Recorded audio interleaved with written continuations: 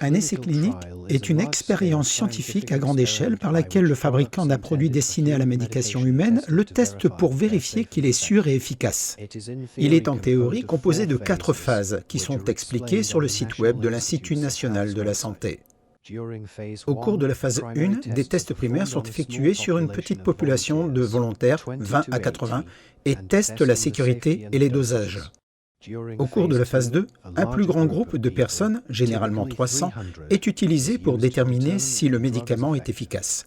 Au cours de la phase 3, un groupe beaucoup plus important est utilisé pour recueillir plus de données sur l'efficacité et les effets secondaires potentiels. Au cours de la phase 4, après que la FDA ait approuvé le médicament, l'efficacité et la sécurité du traitement sont surveillées auprès de la population.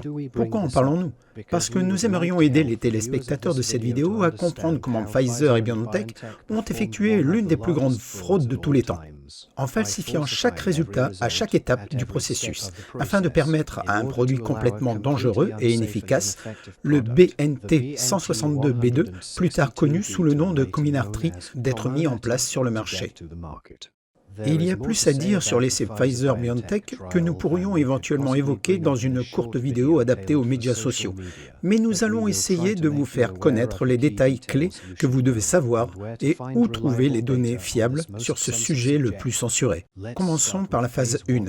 Les résultats sont principalement présentés dans une étude du NEJM par Edward Walsh et d'autres auteurs, y compris le patron de BioNTech, Ugur Sahin. Selon eux, entre le 4 mai et le 22 juin 2020, un total de 332 adultes en bonne santé, hommes et femmes non enceintes, ont subi un dépistage dans 4 sites aux États-Unis. Au total, 195 participants ont été répartis au hasard, dans 13 groupes de 15 participants chacun. Dans chaque groupe, 12 participants ont reçu le vaccin et 3 ont reçu un placebo. Les produits testés étaient tous efficaces pour produire des anticorps spécifiques du Covid. Mais ils ont choisi le BNT 162B2, 30 microgrammes, car c'était le meilleur compromis entre efficacité et sécurité, étant donné que le B1 causait plus de fièvre. Les phases 2 et 3 ont été fusionnées compte tenu de l'urgence exceptionnelle causée par le Covid-19. Il a été déterminé que 44 000 participants devraient être recrutés dans le monde entier pour permettre aux scientifiques d'observer au moins 164 cas. Le produit serait jugé efficace s'il parvenait à prévenir un test PCR spécifique Covid-19 positif avec des symptômes 7 jours après la deuxième dose de 50% ou plus sans lever le drapeau rouge de sécurité. Phase 3. Commencé en juillet et quelques mois plus tard, le 14 novembre 2020, le produit avait démontré une efficacité de 95%, avec seulement 8 cas observés dans le groupe BNT 162B2 contre 162 cas dans le groupe placebo. Aucun problème de sécurité n'a été soulevé. La FDA a donc approuvé le produit. Le vaccin sûr et efficace a donc été massivement adopté par la population et le monde a été sauvé. Mais alors, quel est le problème avec cette belle histoire? Eh bien, tout. Tout d'abord, il est rapidement devenu évident que le produit n'a pas empêché la maladie du Covid du tout. Les drapeaux rouges sont rapidement apparus lorsque cause inconnue est devenue la principale cause de décès dans divers endroits et que les gouvernements ont commencé à obliger leur population à se conformer à un produit douteux tout en violant les droits de l'homme reconnus après les horreurs des expériences nazies pendant la Seconde Guerre mondiale. Une organisation appelée Public Health and Medical Professionals for Transparency a engagé un avocat célèbre pour sa capacité à agacer l'industrie pharmaceutique, appelé Aaron Siri. Ensemble, ils ont poursuivi la FDA et obtenu la publication des documents d'essais cliniques qui étaient destinés à rester cachés pendant des décennies. De nombreux bénévoles, médecins, biostatisticiens, avocats et data scientifiques se sont rassemblés dans le monde entier et ont depuis tenté de donner un sens aux 300 000 pages de documents et de gigaoctets de fichiers électroniques rendus publics. Voici ce que nous savons. La phase 1 n'a pas eu lieu entre les dates qu'ils ont dit. Les produits n'ont pas provoqué le nombre de fièvres tel qu'ils l'ont prétendu. Le nombre de sujets qu'ils ont annoncé au cours des versions de protocole est passé de 840 à 420, puis à 630, puis à 195. Donc, nous ne savons pas combien de personnes ont vraiment participé. Les promoteurs n'ont pas tenu compte des effets indésirables qu'ils jugeaient sans rapport, dès lors qu'ils ne faisaient pas partie des fièvres et des douleurs au point d'injection qu'ils attendaient comme normales. Dernier point, le produit n'a pas produit les anticorps qu'ils prétendent, et il y a de sérieuses craintes qu'ils aient falsifié leurs mesures.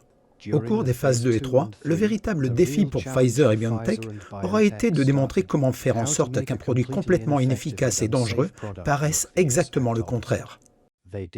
Ils ne l'ont pas fait avec une seule méthode, mais avec beaucoup.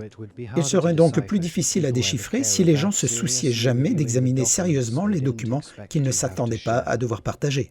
La phase 3 a été menée dans plusieurs pays. La Turquie, l'Allemagne, l'Afrique du Sud, le Brésil, l'Argentine et les États-Unis. Seuls 2 pays comptaient vraiment. L'Argentine avec plus de 5000 sujets et les États-Unis avec plus de 33 000. Aux États-Unis, un superviseur d'un site d'essai, Brooke Jackson, avec des rapports de service impeccables, a été licencié 4 heures après avoir dénoncé la FDA, des fautes professionnelles exceptionnelles et un mépris total pour la sécurité des patients dont elle était témoin sur les 3 sites d'essai où elle travaillait. Un nombre important d'exclusions a affecté de manière disproportionnée les groupes BNT, un phénomène qui n'a affecté que quelques sites aux États-Unis. Ce drapeau rouge, évident, était visible dès les premiers documents publiés. Tous les échantillons ont été testés à un seul endroit dans le monde, le laboratoire Pfizer, Pearl River, à New York. En théorie, le responsable des sites d'essai administrant le produit au sujet et le laboratoire exécutant les tests ne savaient pas si un sujet recevait le BNT ou le placebo. Sauf qu'aux États-Unis, on sait qu'ils l'ont fait. Car sur plusieurs sites, les sujets BNT ont été testés beaucoup moins que les sujets du placebo. Il est probable qu'ils aient utilisé un autre test PCR pour déterminer quel sujet a reçu quel produit. En Argentine, plus de 5000 participants se trouvaient dans un hôpital militaire dans le cadre d'un contrat secret défense avec Pfizer.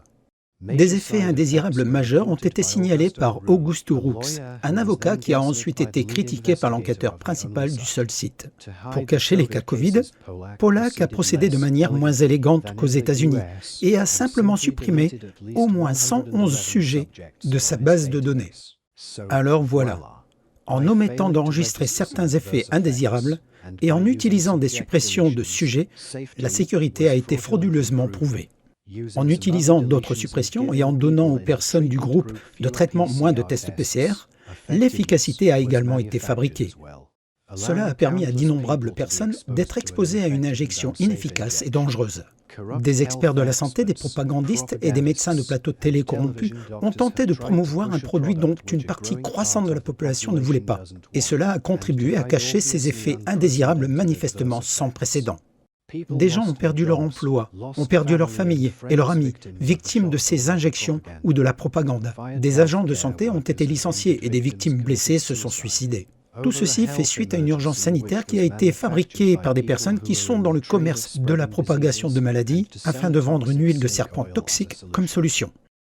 À la lumière de ces faits que vous pouvez vérifier dans les nombreuses sources fournies, le public doit exiger d'urgence une réforme en profondeur de la réglementation des soins de santé et de la surveillance publique de leurs élus. Merci de rappeler que l'info n'est pas sur les réseaux sociaux.